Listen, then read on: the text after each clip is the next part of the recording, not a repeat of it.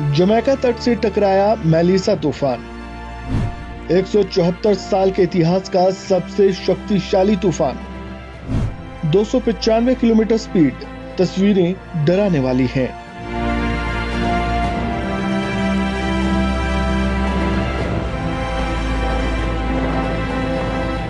Jamaica इस समय 174 साल के इतिहास के सबसे शक्तिशाली तूफान का सामना कर रहा है। मेलिसा तूफान जमैका तट से टकरा चुका है, जिसके बाद से लोगों में हड़कंप मच गया है। एसोसिएटेड प्रेस के मुताबिक स्थानीय समय अनुसार मंगलवार सुबह मेलिसा जमैका के नेग्रिल से लगभग 40 किलोमीटर दक्षिण पूर्व और क्यूबा के ग्वांतनामो से लगभग 235 किलोमीटर दक्षिण पश्चिम में था।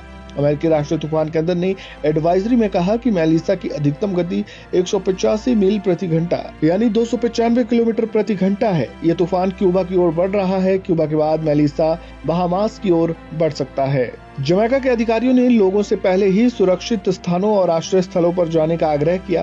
प्रधानमंत्री एंड्रयू होलनेस ने चेतावनी दी है कि एक बहुत विनाशकारी तूफान हो सकता है, जो द्वीप पर अब तक का सबसे भीषण तूफान साबित हो सकता है।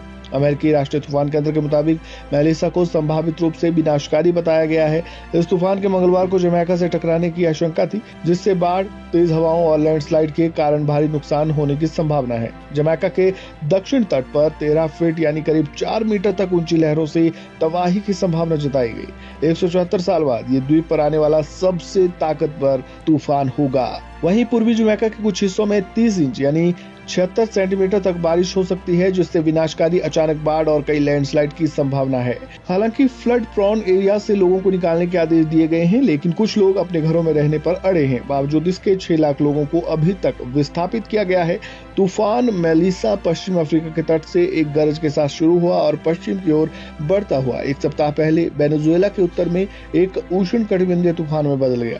वीकेंड में ये तेजी से कैटेगरी 4 में मजबूत हुआ और सोमवार सुबह 257 किलोमीटर प्रति घंटा की रफ्तार से हवाओं के साथ कैटेगरी 5 की तीव्रता पर पहुंच गया। पूर्वी क्यूबा में भी मंगलवार देर रात से बुधवार तक इसी तरह की बारिश की उम्मीद है। क्यूबा के अधिकारियों ने सेंटियागो सहित इस क्षेत्र से 6 लाख से अधिक लोगों को निकालने की योजना बनाई है। जमैका के पश्चिमी छोर को सबसे अधिक नुकसान होने की संभावना है। प्रधानमंत्री होलनेस ने CNN को बताया, मुझे नहीं लगता कि इस क्षेत्र में कोई भी बुनियादी ढांचा कैटेगरी 5 के तूफान का सामना कर सकता है। इस खबर में फिलहाल इतना ही। खबरों से जुड़े